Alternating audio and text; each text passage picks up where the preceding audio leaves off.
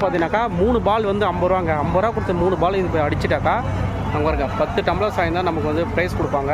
அது என்ன ப்ரைஸ்ன்னு தெரியலங்க, அங்கே நிறையா இருக்குது. ஸோ ஃபஸ்ட்டு வந்து பரத் ஒரு ட்ரை பண்ணுறான். ஓகே அவன் 2 டம்ளர் அடிச்சாங்க. அடுத்த பால் ஐயோ 5 டம்ளர் அடிச்சாங்க. ஒன்றும் 5 டம்ளர் அடிக்கவே இல்லை. அப்புறம் அப்படி பண்ணிட்டீங்க. இன்றைக்கெல்லாம் 500 ரூபா விட்டுரும் போல் தெரியுது ப்ரோ. ப்ரோ 500 இது சொல்லியிருந்தாக்கா தனியாக ஒரு பால் தனியாக ஒரு டம்ளர் வாங்கி கொடுத்துருப்பேன்.